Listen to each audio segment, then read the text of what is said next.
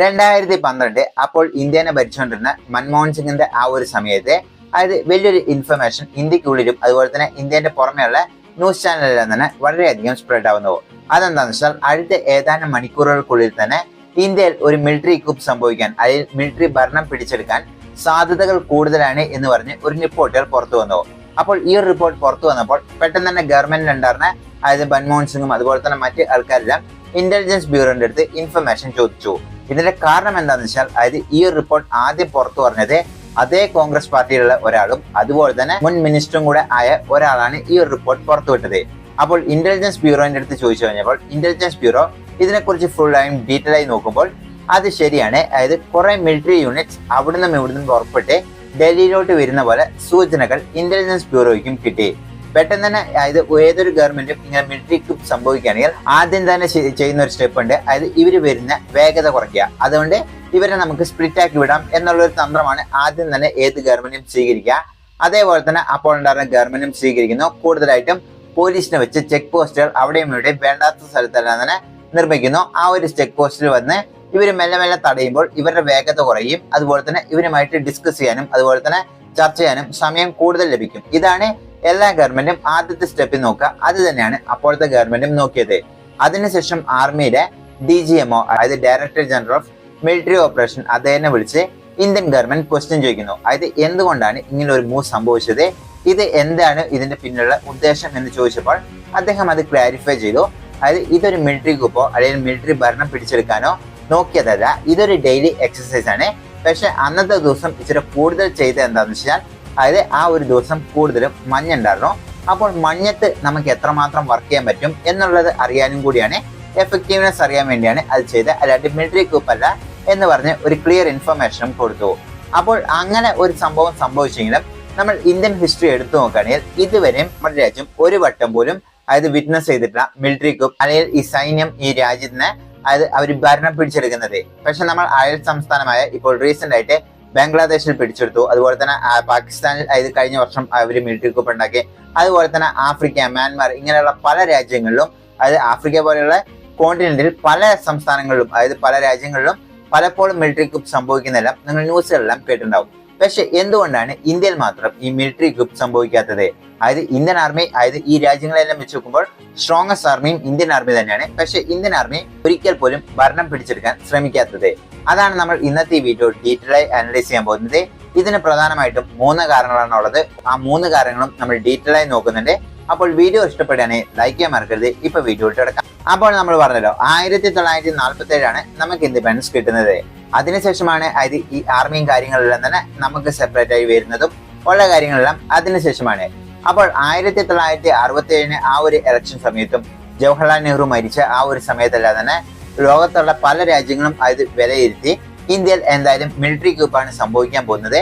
കാരണം ജവഹർലാൽ നെഹ്റു ഇല്ലെങ്കിൽ ഇന്ത്യനെ അത് ഇത്രയും വലിയൊരു കൺട്രീനെ എങ്ങനെ ആരാണ് മര്യാദയ്ക്ക് ലീഡറായി മുന്നോട്ട് കൊണ്ടുപോകാൻ പറ്റുക? അതുകൊണ്ട് ഇന്ത്യയിൽ എന്തായാലും മിലിറ്ററി coup ആയിരിക്കും സംഭവിക്കാൻ പോകുന്നത് എന്ന് പല അതായത് ന്യൂസ് പേപ്പേഴ്സ് അതായത് ബ്രിട്ടീഷ് ന്യൂസ് പേപ്പറിലെല്ലാം തന്നെ ഹെഡ്ലൈൻ ആയിട്ട് തന്നെ ഇത് വന്നിരുന്നു എന്നാണ് പറയുന്നത്. അപ്പോൾ അങ്ങനെ ഉണ്ടായിരുന്ന സമയത്തും നമ്മൾ മിലിറ്ററി കൂപ്പിലോട്ട് പോയില്ല. നമ്മൾ സ്ട്രോങ് ആയിട്ട് തന്നെ നമ്മുടെ ഡെമോക്രസിയിൽ മുന്നോട്ട് പോകാൻ സാധിച്ചു. ഇതിന്റെ എല്ലാം കാരണങ്ങളാണ് അനലൈസ് ചെയ്യുന്നത്. അപ്പോൾ ഇതിന്റെ എല്ലാം കാരണങ്ങൾ നമ്മൾ അന്വേഷിക്കുമ്പോൾ പലരും പറയും ഇന്ത്യൻ ആർമി ഏകദേശം 250 വർഷമായിട്ട് ഒരു സ്ട്രോങ് ആയിട്ട് വരുന്ന ഒരു ആർമിയാണെന്ന്. അപ്പോൾ പലർക്കും സംശയം ഉണ്ടാവും 250 എന്താന്ന്. അതായത് ബ്രിട്ടീഷ് എറ തൊട്ട് ആ ഒരു മെത്തേഡ് തന്നെയാണ് നമ്മൾ പിന്നീട് ഫോളോ ചെയ്യുന്നത്. ആർമിന്റെ എല്ലാം തന്നെ മാറ്റങ്ങൾ വന്നെങ്കിലും അതായത് ആ ഒരു മെത്തേഡിൽ തന്നെയാണ് നമ്മൾ വന്നത്. പക്ഷെ 250 വർഷം ആയ ഒരു ആർമി ആണെങ്കിൽ ഇതേ 250 വർഷം ആയ ആർമി തന്നെയാണ് പാകിസ്ഥാൻ ആർമി. പക്ഷെ എന്തുകൊണ്ടാണ് അവിടെ മിലിറ്ററി coup സംഭവിക്കുന്നത്? അപ്പോൾ അത് ബ്രിട്ടീഷ് എറയിൽ നിന്ന് വന്ന ആ ഒരു മാറ്റങ്ങളൊന്നുമല്ല, അതിന് പിന്നീട് അതായത് ഇന്ത്യയിൽ പലതരത്തിലുള്ള മാറ്റങ്ങൾ സംഭവിച്ചു. അതാണ് ഇതിന്റെ പ്രധാന കാര്യം. അതാണ് നമ്മൾ ഡീറ്റെയിൽ ആയി നോക്കാൻ പോകുന്നത്. അപ്പോൾ നമ്മൾ പറഞ്ഞല്ലോ അതായത് ഇൻഡിപെൻഡൻസ് കിട്ടുന്നതിന് മുമ്പ് പാകിസ്ഥാൻ ആർമിയും ഇന്ത്യൻ ആർമിയും ഒരേ ആർമിന്റെ കീഴിൽ അതായത് ബ്രിട്ടീഷ് ആർമിന്റെ ഒരേ ആർമിന്റെ കീഴിൽ അവർ രണ്ടും വർക്ക് ചെയ്താണ്. പക്ഷെ ആ ഇൻഡിപെൻഡൻസ് കിട്ടിക്കഴിഞ്ഞപ്പോൾ അതായത് ഇത് രണ്ട് സ്പ്ലിറ്റ് ചെയ്ത് ഇതിൽ നിന്ന് ഒരു ഭാഗം ആർമിനെ പാകിസ്ഥാന് കൊടുക്കുകയും ബാക്കിയുള്ള ആർമി ഇന്ത്യ എടുക്കുകയും അവരുണ്ടാകുന്നത്. അതിനുശേഷം 1953 എടുക്കുകയാണെങ്കിൽ പാകിസ്ഥാനിൽ ഒരു ലാഹോർ അതായത് പാകിസ്ഥാനിലെ ലാഹോർ എന്ന് പറയുന്ന സ്ഥലത്ത് ഒരു കലാപം ഉണ്ടാകുന്ന നമുക്ക് കാണാം. അപ്പോൾ ഈ ഒരു കലാപത്തിൽ അതായത് അവിടെയുള്ള സിവിൽ ഗവൺമെന്റിനെ കൊണ്ട് അതായത് പോലീസിനെ കൊണ്ടൊന്നും കൺട്രോൾ ചെയ്യാൻ പറ്റുന്നില്ല. എത്രത്തോളം അവർ കൺട്രോൾ ചെയ്യാൻ ശ്രമിക്കുന്നോ അത്രത്തോളം ഇത് കൂടുകയല്ലാണ്ട് കുറയുന്ന ഒരു ലക്ഷണവും ഇല്ലായിരുന്നു. അപ്പോൾ ഇതുകൊണ്ട് എന്താ അവർ ചെയ്തതെന്ന് വെച്ചാൽ പെട്ടെന്ന് തന്നെ ആർമീനെ ഉള്ളിൽ കൊണ്ടുവന്ന് അത് അവിടെ ഒരു ആർമി ഭരണം പോലെ തന്നെ അത് ഗവൺമെന്റ് ആയിരിക്കും ഓർഡർ ഇടുന്നത്, പക്ഷെ ആർമി ആയിരിക്കും എല്ലാ കാര്യങ്ങളും ചെയ്യുന്നത്. ഇങ്ങനെ ഒരു ഭരണം കൊണ്ടുവരുന്നു. അതിനുശേഷം അതായത് ഈ ഒരു കലാപം പെട്ടെന്ന് തന്നെ നിർത്താൻ ശ്രമിച്ചു. അങ്ങനെ നിർത്തി കഴിഞ്ഞപ്പോഴും പക്ഷെ ആർമി അവിടുന്ന് പോയില്ല. ഇതിന്റെ കാരണം എന്താണെന്ന് വെച്ചാൽ അതേ ഗവൺമെന്റ് അവിടെ അതായത് ആ ഒരു റീ ഇൻഫ്രാസ്ട്രക്ചറിന് വേണ്ടി പെയിന്റ് ചെയ്യുന്നതും അതുപോലെ തന്നെ ബിൽഡിംഗ്, റോഡ്, അതുപോലെ തന്നെ മരം നടുക ഇങ്ങനെയുള്ള വർക്കിലെല്ലാം തന്നെ ആർമീനെ വീണ്ടും അവിടെ ഇൻവോൾവ് ചെയ്യിച്ചു. പക്ഷെ അവിടെയുള്ള ജനങ്ങളിൽ തന്നെ ആർമി ഇത് ഇൻവോൾവ് ചെയ്യുന്നുണ്ട് സർപ്രൈസ് ആയി. കാരണം എന്താണെന്ന് വെച്ചാൽ ഒരു സിവിൽ ഗവൺമെന്റ് ഇത് നടത്തുകയാണെങ്കിൽ വർഷങ്ങളോളം നീണ്ടു നിൽക്കുന്ന ഒരു പ്രൊസീജിയർ വെറും ആർമി കൊണ്ട് അതായത് മാസങ്ങൾ കൊണ്ട് തന്നെ ഇത്രയും വർക്കുകൾ പെട്ടെന്ന് തന്നെ കംപ്ലീറ്റ് ചെയ്യാൻ സാധിച്ചു. ആർമി ഭരണമായിരിക്കും നല്ലത് എന്ന് മെല്ലെ ആൾക്കാർക്കും തോന്നാൻ തുടങ്ങി. കാരണം ആർമി അത്രമാത്രം എഫക്റ്റീവായി വർക്ക് ചെയ്യുന്നു. പക്ഷെ ഇത് ഇന്ത്യ പാർട്ടീഷൻ ചെയ്ത് കഴിഞ്ഞപ്പോൾ ഏറ്റവും വലിയ പ്രശ്നം പാകിസ്ഥാൻ നേരിട്ട് എന്താണെന്ന് വെച്ചാൽ അതായത് ഇന്ത്യയിൽ ഏറ്റവും വളർന്ന സിറ്റീസ് എല്ലാം തന്നെ ഇന്ത്യന്റെ ഉള്ളിൽ തന്നെയായിരുന്നു. അതായത് പാകിസ്ഥാന് അതൊന്നും തന്നെ കിട്ടിയില്ല. ഉദാഹരണത്തിന് മുംബൈ, കൊൽക്കത്ത, അതുപോലെ തന്നെ ഡൽഹി തുടങ്ങിയ വലിയ വലിയ സിറ്റീസ് എല്ലാം തന്നെ ഇന്ത്യന്റെ ഉള്ളിൽ തന്നെയായിരുന്നു ഉണ്ടായിരുന്നത്. അതുപോലെ തന്നെ പാർട്ടീഷൻ ചെയ്തപ്പോൾ 17% ഫിനാൻഷ്യൽ സോഴ്സ് മാത്രമോ അവർക്ക് കിട്ടിയുള്ളൂ. അതും അവർക്ക് വലിയൊരു തിരിച്ചടിയായി മാറി. കാരണം വലിയ വലിയ ബിൽഡിങ്സും അതുപോലെ തന്നെ വലിയ വലിയ കമ്പനീസ് എല്ലാം തന്നെ ഇന്ത്യന്റെ ഉള്ളിലായിരുന്നു ഉണ്ടായിരുന്നത്. ഈ പാകിസ്ഥാൻ എന്ന് പറയുന്ന സ്ഥലത്ത് അത്ര വലിയ അതായത് വലിയ വലിയ സിറ്റീസും അതുപോലെ തന്നെ വലിയ വലിയ കമ്പനീസ് ഒന്നും ഇല്ലാത്തതുകൊണ്ട് തന്നെ അവർക്ക് ഫിനാൻഷ്യൽ പരമായിട്ടും അവർക്ക് വലിയ രീതിയിലുള്ള പ്രശ്നങ്ങളായിരുന്നു അവർ ആദ്യ കാലഘട്ടങ്ങളിലെല്ലാം നേരിട്ടുകൊണ്ടിരുന്നത്. അതുപോലെ തന്നെ മറ്റൊരു പ്രശ്നം എന്താണെന്ന് വെച്ചാൽ അതായത് ഇപ്പോൾ നമുക്കറിയാം അതായത് ഇന്ത്യനെ ഭരിക്കുന്ന അതായത് ഇപ്പോൾ PM നരേന്ദ്രമോദി ആണെങ്കിലും അദ്ദേഹത്തിന് അതായത് കുറെ അതായത് ഈ അഡ്വൈസ് എല്ലാം പറയാനും അതുപോലെ തന്നെ ഡിസിഷൻ എല്ലാം എടുക്കാൻ ഹെൽപ്പ് ചെയ്യുന്ന IAS ഓഫീസറാണ്. അപ്പോൾ ഇന്ത്യ പാർട്ടീഷൻ ചെയ്ത് കഴിഞ്ഞപ്പോൾ വെറും 150 IAS ഓഫീസർ അതായത് സിവിൽ സർവൻസിനെ മാത്രമോ ഇവർക്ക് അതായത് പാകിസ്ഥാന് കിട്ടിയുള്ളൂ. പക്ഷെ 1400ഓളം സിവിൽ സർവൻസ് ഇന്ത്യയിൽ തന്നെയായിരുന്നു ഉണ്ടായിരുന്നത്. അതുപോലെ തന്നെ 23% ലാൻഡ് മാസും പാകിസ്ഥാന് കിട്ടി. ഇതായിരുന്നു ഇന്ത്യ പാർട്ടീഷൻ ചെയ്തപ്പോൾ പാകിസ്ഥാന് മേജറായി കിട്ടിയ സംഭവങ്ങൾ. ഇതിൽ തന്നെ പാകിസ്ഥാന്റെ പ്രശ്നങ്ങൾ മെല്ലെ മെല്ലെ തുടങ്ങാൻ തുടങ്ങി. മറ്റൊരു പ്രശ്നം എന്താണെന്ന് വെച്ചാൽ അതായത് പാകിസ്ഥാൻ സെപ്പറേറ്റ് ആയി പിരിഞ്ഞു പോയി കഴിഞ്ഞപ്പോൾ അവിടെ ഭരിച്ചുകൊണ്ടിരുന്നത് അതായത് ഇന്ത്യയിൽ എങ്ങനെ മുസ്ലിം ലീഗ് ഉണ്ടായിരുന്നോ അതായത് ആദ്യം മുസ്ലിം ലീഗ് എന്ന് പറഞ്ഞ ഒറ്റൊന്നും ഉണ്ടായിരുന്നുള്ളൂ. പിന്നെ അത് പിരിഞ്ഞു പോയി കഴിഞ്ഞപ്പോൾ ഇന്ത്യയിൽ ഒരു സെപ്പറേറ്റ് മുസ്ലിം ലീഗ് ഇവിടെയുള്ള മുസ്ലിംസ് എല്ലാം രൂപീകരിച്ചു. അതുപോലെ തന്നെ അവിടെ സെപ്പറേറ്റ് ആയിട്ട് മുസ്ലിം ലീഗ് അതായത് ഒറിജിനൽ മുസ്ലിം ലീഗ് അവിടേക്ക് പോയി. അതായത് ജിന്നേന്റെ ഹെഡിലുള്ള ആ ഒരു മുസ്ലിം ലീഗ് അങ്ങോട്ട് പോയി. അപ്പോൾ ആ ജിന്ന മരിച്ചു കഴിഞ്ഞപ്പോൾ എന്താ സംഭവിച്ചതെന്ന് വെച്ചാൽ അതായത് ഫുൾ ആയിട്ട് മുസ്ലിം ലീഗിലുള്ള ആൾക്കാർക്കൊന്നും തന്നെ അത്ര എക്സ്പീരിയൻസ്ഡ് ആയ ആൾക്കാരില്ലായിരുന്നോ. അതായത് എങ്ങനെ ഭരിക്കണം ഉള്ള കാര്യങ്ങളൊന്നും തന്നെ അവർക്ക് ഒരു ഐഡിയയും ഇല്ലായിരുന്നോ. പക്ഷെ ഇന്ത്യൻ നാഷണൽ കോൺഗ്രസിലുള്ള അതായത് ജവഹർലാൽ നെഹ്റു ആയിട്ടോട്ടെ അതിന്റെ പിന്നിലുള്ള ആൾക്കാരെല്ലാം തന്നെ നല്ല വെൽ ബാലൻസ്ഡും അതുപോലെ തന്നെ വെൽ മെച്യൂർഡും അതുപോലെ തന്നെ വെൽ എഡ്യൂക്കേറ്റഡ് ആയ ആൾക്കാരായിരുന്നു കൂടുതലും ഇന്ത്യൻ നാഷണൽ കോൺഗ്രസിൽ ആ ഒരു കാലഘട്ടങ്ങൾ ഉണ്ടായിരുന്നത്. അപ്പോൾ ജവഹർലാൽ നെഹ്റു മരിച്ചു പോയി കഴിഞ്ഞാൽ അടുത്ത ആൾ ആ പൊസിഷനിലോട്ട് എത്താൻ അത്രമാത്രം അതായത് പഠിപ്പും വിദ്യാഭ്യാസമുള്ള ആൾക്കാരെ അന്നത്തെ കോൺഗ്രസിൽ ഉണ്ടായിരുന്നു എന്നുള്ളതാണ് സത്യം. പക്ഷെ മുസ്ലിം ലീഗിൽ നമ്മൾ എടുത്തു നോക്കുകയാണെങ്കിൽ അത്ര അധികം ആൾക്കാരില്ലായിരുന്നു. അപ്പോൾ ജിന്ന ഉണ്ടായിരുന്നപ്പോൾ അവർ മൊത്തം അതായത് പാകിസ്ഥാൻ എന്ന് പറയുന്ന അവർ മൊത്തം ജിന്നനെ ഡിപ്പെൻഡ് ചെയ്തായിരുന്നു ഉണ്ടായിരുന്നത്. അതായത് ജിന്ന ഒരു തീരുമാനം എടുത്തു കഴിഞ്ഞാൽ അത് ശരിയായിരിക്കും. അത് തെറ്റാന്ന് ക്രിട്ടിസൈസ് ചെയ്ത് പറയാൻ പോലും അത്രമാത്രം വിവരമുള്ള ആൾക്കാർ കുറവായിരുന്നു എന്നാണ് പറയുന്നത്. അത് മാത്രമല്ല ജിന്ന മരിച്ചു കഴിഞ്ഞപ്പോൾ അതായത് ഈ ഡിപ്പെൻഡൻസി മൊത്തം മാറിപ്പോയി. അപ്പോൾ എന്താ സംഭവിച്ചതെന്ന് വെച്ചാൽ അതായത് അവിടെയുള്ള മുസ്ലിം ലീഗിനെ മര്യാദയ്ക്ക് ഭരിക്കാൻ പറ്റുന്നില്ല. അപ്പോൾ ഇൻഡിപെൻഡൻസ് കിട്ടി, പാകിസ്ഥാൻ ഇൻഡിപെൻഡൻസ് കിട്ടി. ആദ്യത്തെ 9 വർഷം അതായത് ജിന്ന മരിച്ചു കഴിഞ്ഞ് 9 വർഷം ആയി കഴിഞ്ഞപ്പോൾ തന്നെ 4 പുതിയ പ്രധാനമന്ത്രികളും അതുപോലെ തന്നെ 4 ഗവർണർമാരും ഒരു പ്രസിഡന്റും മാറി മാറി ഭരിക്കേണ്ടി വന്നു. ഇതിന്റെ കാരണം എന്താണെന്ന് വെച്ചാൽ അതായത് ജിന്നയുടെ എക്സ്പീരിയൻസ് മറ്റ് ആൾക്കാർക്ക് ഇല്ലായിരുന്നു എന്നാണ് പറയുന്നത്. അപ്പോൾ ഇതുകൊണ്ട് എന്താ സംഭവിച്ചതെന്ന് വെച്ചാൽ അതായത് ഫുൾ ആയിട്ട് ഗ്യാപ്പ് വരാൻ തുടങ്ങി. അതായത് ഒരു ഗവൺമെന്റ് വരുന്നു പെട്ടെന്ന് തന്നെ രാജിവെക്കുന്നു, അതായത് പ്രധാനമന്ത്രി വരുന്നു, അടുത്ത ആൾ വരുന്നു, രാജിവെക്കുന്നു. ഇതുകൊണ്ട് എന്താണ് അതായത് ജനങ്ങൾക്ക് നടത്തേണ്ട പോളിസീസ് ഒന്നും അവർക്ക് നടത്താൻ പറ്റുന്നില്ല. അതുകൊണ്ട് എന്താണ് അതായത് ആർമിക്ക് പല സമയത്തും ഉള്ളിൽ വരേണ്ട സമയം വന്നു. അതായത് ഈ ഗ്യാപ്പ് ഫിൽ ചെയ്യാൻ അതായത് ഒരു ഭരണം പോകുമ്പോൾ അടുത്ത ഭരണത്തിലോട്ട് വരുമ്പോൾ അതായത് അവിടെ സ്റ്റെബിലിറ്റി കൊണ്ടുവരാൻ അതായത് ജനങ്ങളെല്ലാം തന്നെ പ്രൊട്ടസ്റ്റ് ചെയ്യുന്നതും അതുപോലെ തന്നെ സ്റ്റെബിലിറ്റി കൊണ്ടുവരാൻ തന്നെ ആർമി കൂടുതൽ സമയത്തും ഉള്ളിലോട്ട് വരാൻ തുടങ്ങി. അങ്ങനെയാണ് ആർമി ഈ പൊളിറ്റിക്സിലോട്ടെല്ലാം തന്നെ മെല്ലെ മെല്ലെ ഇൻവോൾവ് ആകാൻ തുടങ്ങി. അതുപോലെ തന്നെ ആൾക്കാരുമായിട്ട് ഡയറക്റ്റ് ഡിസ്കസ് ചെയ്യാനെല്ലാം തന്നെ ആർമി തുടങ്ങിയതും ആ വർഷങ്ങളിലാണ്. കാരണം എന്താണെന്ന് വെച്ചാൽ ആൾക്കാർക്കും ആർമിക്കും അതുവരെ വലിയ ബന്ധമൊന്നും ഇല്ലായിരുന്നു.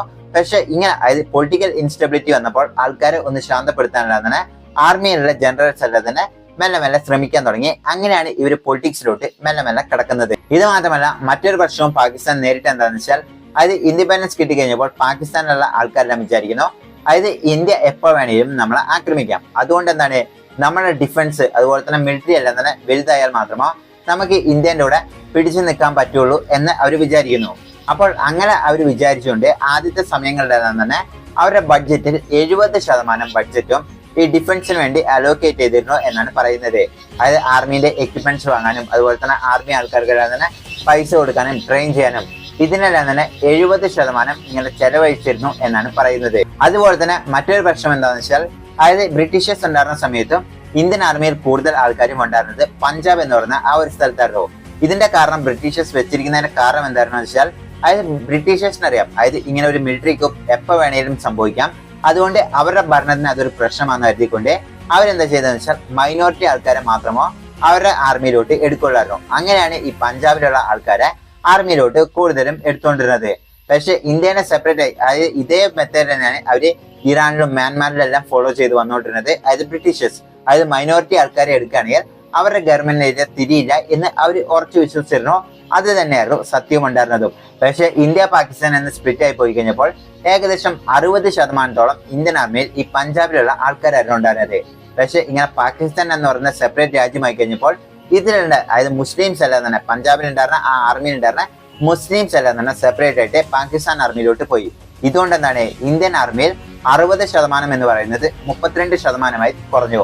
അതായത് ഈ പഞ്ചാബ് എന്ന് പറയുന്ന ഇവരുടെ ഡോമിനൻസ് കംപ്ലീറ്റ്ലി താഴോട്ട് വന്നു, 32% ചുരുങ്ങി. ഇതിലും ഈ പഞ്ചാബിലുള്ള 18% സിഖ് ആൾക്കാരും 14% ഹിന്ദുക്കളും അതുപോലെ തന്നെ മറ്റു വിഭാഗത്തിലുള്ള ആൾക്കാരും കൂടെ ചേർന്നിട്ടാണ് ഈ 32 എന്ന് പറയുന്ന ഈ ഒരു സംഖ്യയിലോട്ട് എത്തിയത്.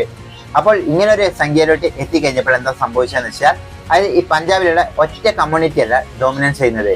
പക്ഷെ അപ്പോൾ പാകിസ്ഥാൻ ആർമീനെ നമ്മൾ എടുത്തു നോക്കുകയാണെങ്കിൽ അവരുടെ 72% ഈ പഞ്ചാബിലുണ്ടായിരുന്ന ഈ മുസ്ലിം എന്ന് പറയുന്ന അവരായിരുന്നു ഉണ്ടായിരുന്നത്. ഇതുകൊണ്ട് എന്താണ് പാകിസ്ഥാൻ ആർമീനെ കംപ്ലീറ്റ്ലി ഡോമിനൻസ് ചെയ്തുകൊണ്ടിരുന്ന ഈ പഞ്ചാബിലുണ്ടായിരുന്ന ആൾക്കാരാണ്. ഇതുകൊണ്ട് ഒരു ഡിസിഷൻ ആർമീൻ്റെ ഉള്ളിൽ എടുക്കുകയാണെങ്കിലും പെട്ടെന്ന് അവർക്ക് ഒരുമിച്ച് ഒത്തുപോകാനും ഇത് കൂടുതലും ഒരു അവസരമായി പാകിസ്ഥാൻ ആർമിക്ക് കിട്ടിയിരുന്നു എന്നാണ് പറയുന്നത്. അതുപോലെ തന്നെ ഇൻഡിപെൻഡൻസ് കിട്ടി കഴിഞ്ഞപ്പോൾ ഇന്ത്യയും പാകിസ്ഥാനിലും വലിയ മാറ്റങ്ങൾ സംഭവിച്ചെന്താണെന്ന് വെച്ചാൽ ഇന്ത്യയിൽ കൂടുതലായിട്ടും അതായത് സംവരണം കൊണ്ടുവന്നു, അതുപോലെ തന്നെ പുതിയ സ്റ്റേറ്റുകൾ ഉണ്ടായി, അതുപോലെ തന്നെ ആൾക്കാർ അതായത് താഴ്ന്നു കിടക്കുന്ന ആൾക്കാരെല്ലാം തന്നെ മേലോട്ട് ലിഫ്റ്റ് ചെയ്യാൻ തുടങ്ങി. ഇങ്ങനെ പലതരത്തിലുള്ള ചേഞ്ചസ് വന്നു, എല്ലാവർക്കും ഒരേ ഈക്വൽ ഇമ്പോർട്ടൻസ് കൊടുത്തു. പക്ഷെ പാകിസ്ഥാനിൽ നമ്മൾ നോക്കുകയാണെങ്കിൽ ഒറ്റ മതമായിരുന്നു കൂടുതലും അവിടെ ഉണ്ടായിരുന്നത്. അതായത് ഹിന്ദുക്കളെല്ലാം വരുന്ന മൈനോറിറ്റി ആൾക്കാർ മാത്രമേ ഉണ്ടായിരുന്നുള്ളൂ. അപ്പോൾ അവിടെ കൂടുതലും മുസ്ലിംസ് ആയ ഉള്ളതുകൊണ്ട് തന്നെ അവിടെ വലിയ തരത്തിലുള്ള തിരുത്തങ്ങളൊന്നും വേണ്ട വന്നില്ല. അതുപോലെ തന്നെ ഉറുദു അവരുടെ നാഷണൽ ലാംഗ്വേജ് ആയി അവർ അക്സെപ്റ്റ് ചെയ്തു.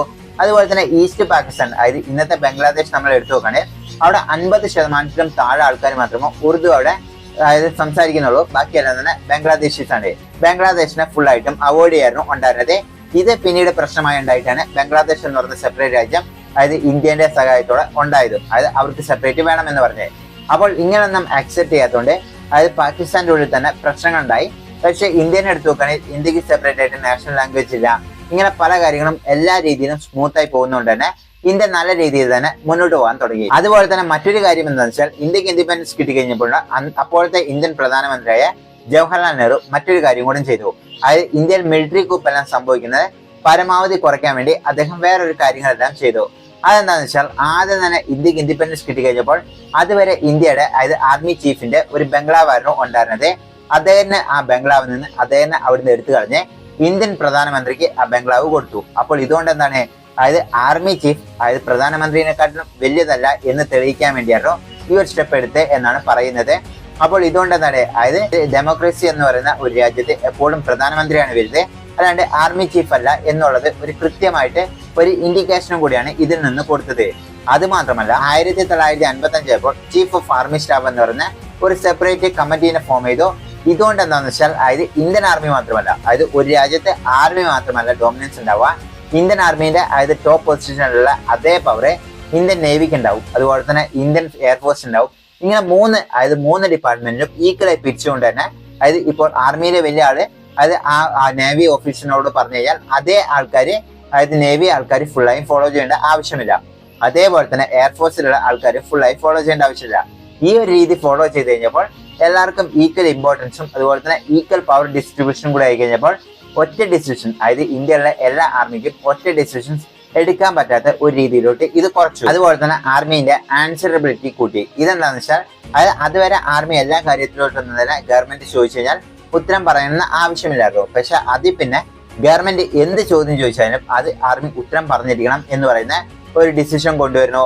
അതുപോലെ തന്നെ മറ്റൊരു കാര്യം എന്താ സംഭവിച്ചതെന്ന് വെച്ചാൽ അതായത് അതുവരെ അതായത് 1955 ആ വർഷങ്ങളെല്ലാം തന്നെ ആർമിക്ക് സെപ്പറേറ്റ് ആയിട്ട് ഒരു ബഡ്ജറ്റ് ഉണ്ടായിരുന്നു, അതായത് ഡിഫൻസ് ബഡ്ജറ്റ്. അപ്പോൾ അവർ പാസ് ചെയ്യും, അതിനനുസരിച്ച് ഗവൺമെന്റ് ആ ഫണ്ട് കൊടുക്കലായിരുന്നു ഉണ്ടായിരുന്നത്. പക്ഷെ ആ ഒരു വർഷത്തിൽ ബഡ്ജറ്റ് കോമൺ ആക്കി മാറ്റി. അതായത് കോമൺ ആക്കി മാറ്റിയെന്ന് വെച്ചാൽ അതായത് ഡിഫൻസ് മിനിസ്റ്റർ എന്ന് പറയുന്ന ഒരു സെപ്പറേറ്റ് മിനിസ്റ്റർ ഉണ്ടാവും. അദ്ദേഹം അത് ഡിഫൻസിൽ ആവശ്യപ്പെടും, അതിനനുസരിച്ച് ഫിനാൻസ് മിനിസ്റ്റർ ബഡ്ജറ്റ് അലോക്കേറ്റ് ചെയ്യും. ഇതുകൊണ്ട് എന്താണ്, അതായത് ആർമിക്ക് ആ സെപ്പറേറ്റ് ആയിട്ടുള്ള ഡിഫൻസ് ബഡ്ജറ്റും പോയി. ഇതുകൊണ്ട് അതായത് ഡിഫൻസ് മിനിസ്റ്ററിന് ഇച്ചിരി കൂടുതൽ പവർ കൊടുത്തു.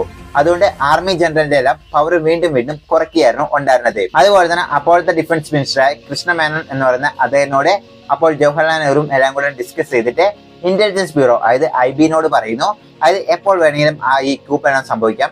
അതുകൊണ്ട് എല്ലാ ആർമിയുടെ ടോപ്പ് പൊസിഷനിൽ ഇരിക്കുന്ന ആരൊക്കെയാണെങ്കിലും അവരെ കൃത്യമായിട്ട് നിരീക്ഷിക്കണം എന്ന് പറഞ്ഞു. അതായത് അവരുടെ ഫോൺ കോളുകൾ വേണമെങ്കിൽ ടാപ്പ് ചെയ്യാം, ഇങ്ങനെയുള്ള ഫുൾ പവറും അപ്പോൾ കൊടുക്കുന്നു, അതായത് ഇന്റലിജൻസ് ബ്യൂറോയ്ക്ക്. ഇതുകൊണ്ട് എന്താണ് രാജ്യസുരക്ഷ, അതുപോലെ തന്നെ ഇങ്ങനെ മിലിറ്ററി coup എല്ലാം സംഭവിക്കുകയാണെങ്കിൽ പെട്ടെന്ന് തന്നെ അറിയാൻ സാധ്യമാവും എന്ന് പറഞ്ഞുകൊണ്ടാണ് ഇങ്ങനെ ഒരു പവറും കൂടെ കൊടുക്കുന്നത്. അങ്ങനെ ഇരിക്കുമ്പോഴാണ് 1962 ഇന്തോ ചൈന വാർ വരുന്നത്. അപ്പോൾ ഈ ഒരു വാറിൽ ഇന്ത്യ വലിയൊരു തോൽവിയായിരുന്നു സംഭവിച്ചത്. അതുകൊണ്ട് എന്താണ്, അതായത് ജവഹർലാൽ നെഹ്റു ഇങ്ങനെ പല തിരുത്തങ്ങൾ സംഭവിച്ചുകൊണ്ട് ആർമിക്ക് ഡിസിഷൻ എടുക്കാൻ പറ്റാത്തതുകൊണ്ടാണ് ആ ഒരു യുദ്ധത്തിൽ തോറ്റെന്ന് പറഞ്ഞ ഒരു വിമർശനം പൊതുവെ ഉണ്ടായിരുന്നു.